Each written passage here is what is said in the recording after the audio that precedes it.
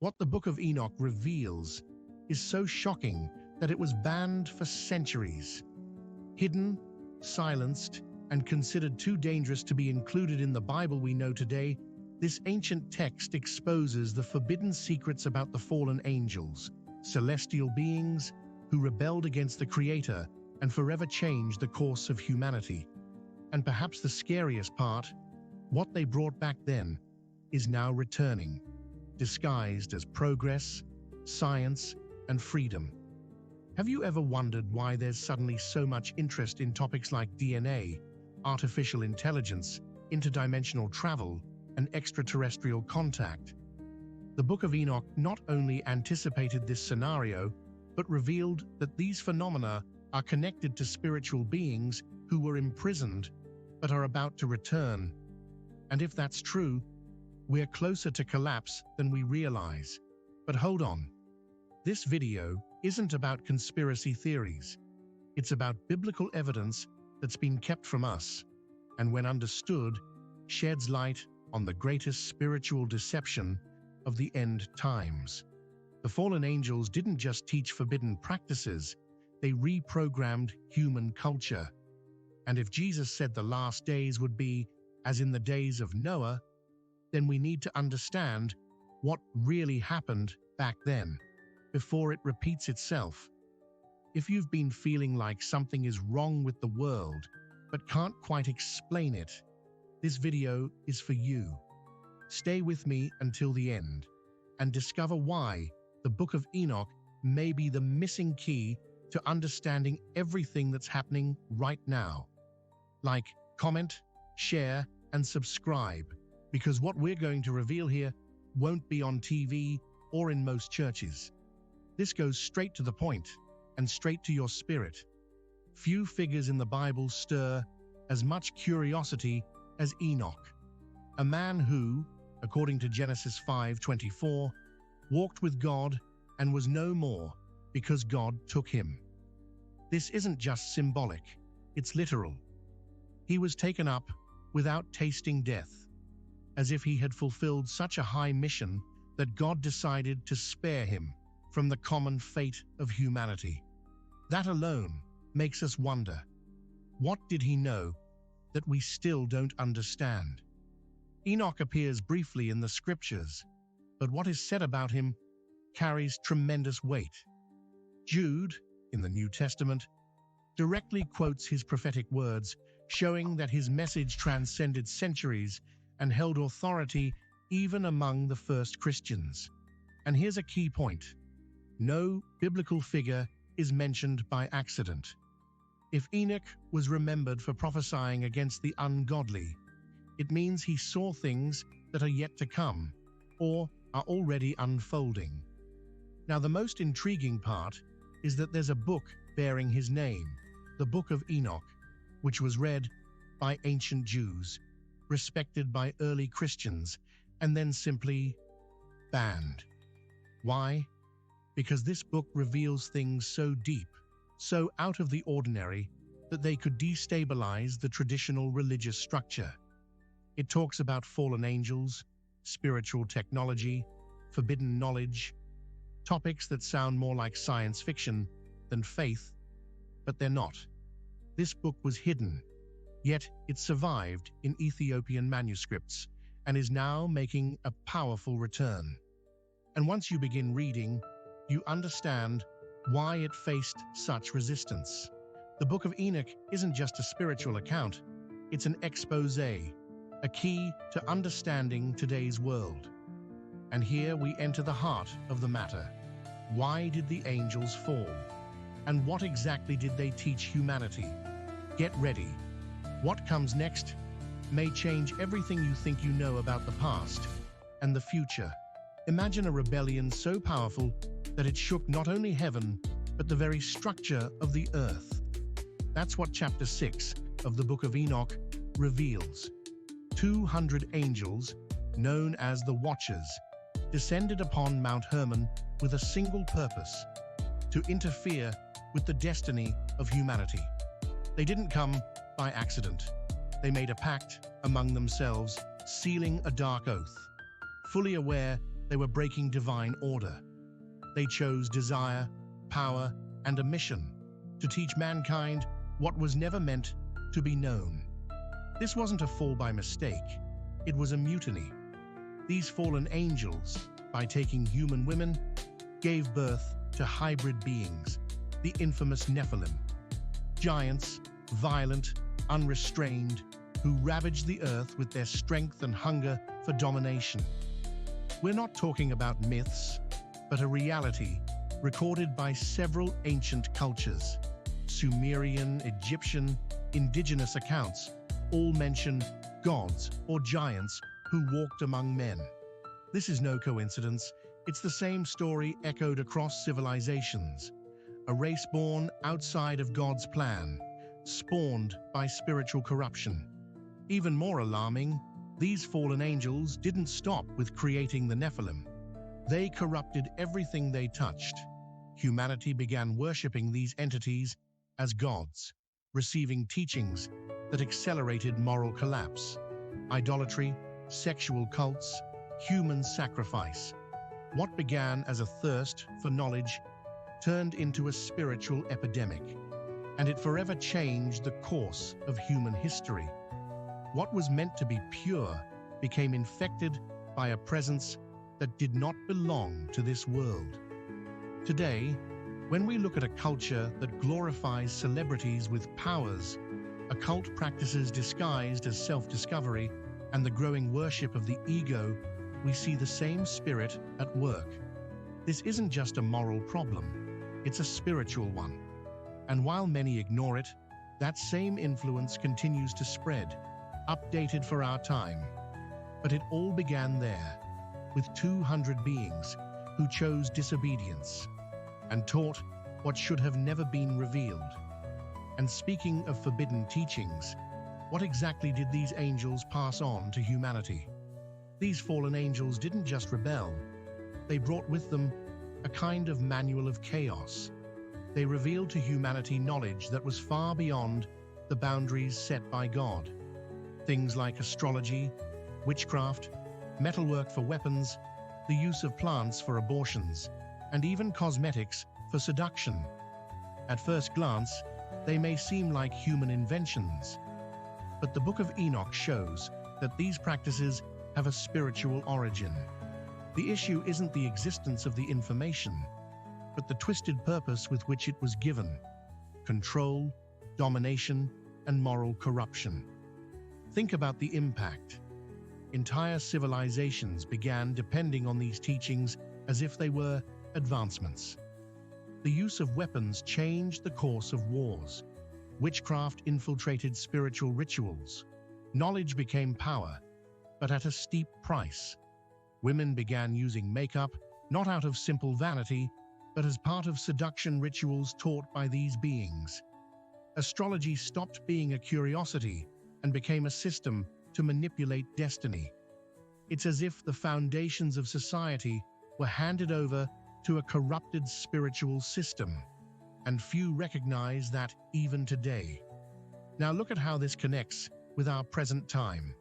Today we have technology manipulating DNA, robots imitating human emotions, social media dictating behavior, and even artificial intelligence beginning to create life. Sound familiar? It's the same spirit, giving man a power he's not spiritually mature enough to handle.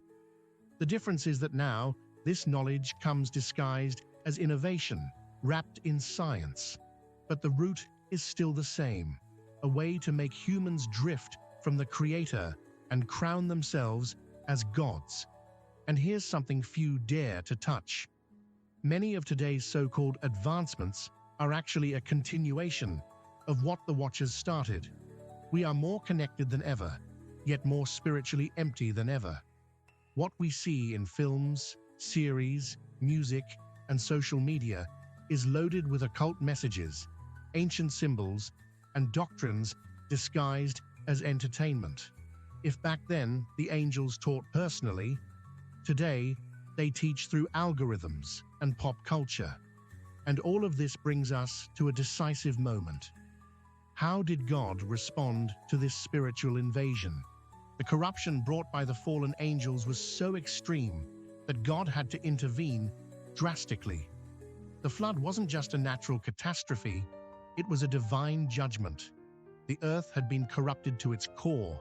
Innocent blood was being spilled. Mankind no longer recognized good, and the Nephilim had completely distorted God's original design for creation. This scenario, often romanticized in children's stories about Noah's Ark, was in truth a divine surgical act.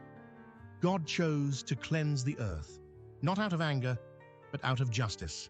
A reset was necessary. And here we see a surprising side. Enoch, the one who walked with God, was asked to intercede for the very fallen angels. Yes, those who had corrupted everything. They knew they had crossed the line and pleaded with Enoch to take their request to the Most High. But God responded firmly, "They shall never be forgiven." This reveals something deep. There's a line that once crossed allows no return. That denial of forgiveness is one of the most powerful parts of the book of Enoch, and it warns us that not everything can be restored. It's a sobering message. The fallen angels were then imprisoned. According to the text, they were cast into the abyss, held until the day of final judgment. And don't think this is just symbolic.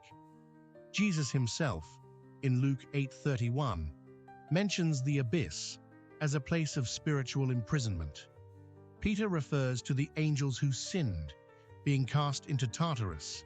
In other words, the New Testament confirms this punishment was real and still in effect.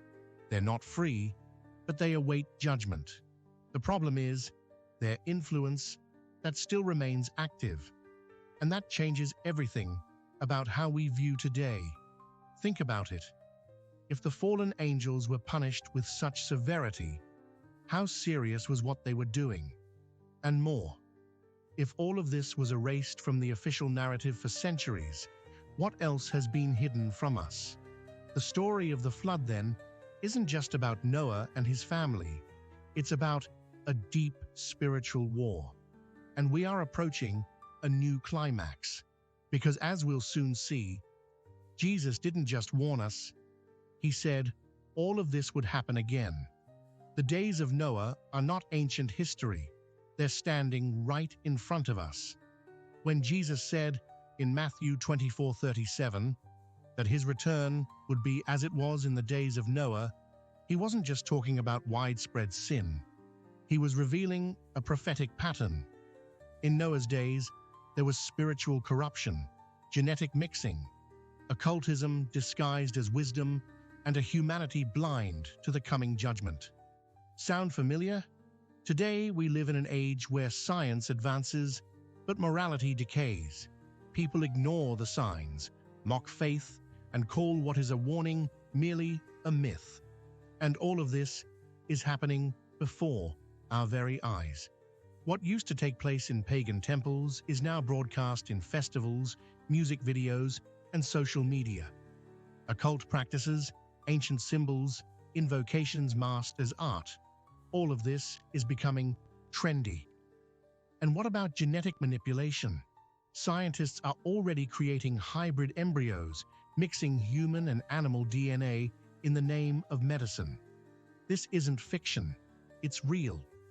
The same type of genetic transgression the Watchers initiated is back. We're repeating the cycle, dressed in modern fashion, masked as progress. Furthermore, we're in the peak of the artificial intelligence era. Machines that think, communicate, learn, and are starting to make human decisions. The pursuit of eternity, control, and dominion through technology has become the new forbidden fruit. And just like in the days of Noah, there's a collective illusion. Many believe we're evolving, when in truth, we're drifting from our spiritual essence. Creation is being modified, not by the Creator, but by those who seek to take His place. Behind all of this, there is a spirit of deception operating silently. People are more connected than ever, yet feel more empty and lost. True spirituality has been replaced by false light, doctrines of demons camouflaged as self-discovery, ascension, and awakening. But those who read the Book of Enoch understand all of this has happened before. And if it happened once, it will happen again. And now the big question arises: how does the Book of Enoch connect to the end times and everything we're about to face? The Book of Enoch is not just an ancient account, it's a prophetic map. It describes visions that transcend its time, including prophecies about the judgment of the fallen angels, the coming of a glorified Son of Man, and the final separation between the righteous and the wicked. Interestingly, this Son of Man figure appears long before the Gospels, clearly foreshadowing the arrival of Jesus. This shows that the message of salvation was being revealed even in the earliest times. Enoch saw the end, before the beginning was even fully understood by mankind. He also described cycles of generations and judgments, something that directly connects with the visions in Daniel and the seals in Revelation. The alignment is so precise, it's hard to believe it's just coincidence. Enoch speaks of angels ruling over eras, of heavenly books being opened, and of a time when the wicked will try to hide from divine wrath, exactly as John describes in Revelation. And this raises an uncomfortable question. Why was a book with such prophetic consistency left out of the scriptures we know today? Perhaps the answer lies in its explosive content.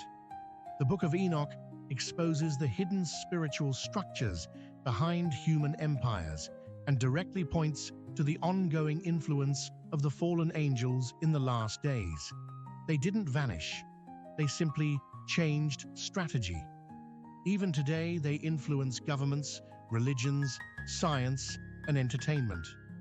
Many believe that behind the so-called global agenda, there's a spiritual force orchestrating the rise of a new world leader. Could this be the Antichrist? Is he being prepared using the same technology and deception the Watchers once initiated? If all this seems symbolic, remember, the deception of the last days will be so convincing that, if possible, even the elect would be deceived. Enoch warned us about this long ago. The problem is, few are listening.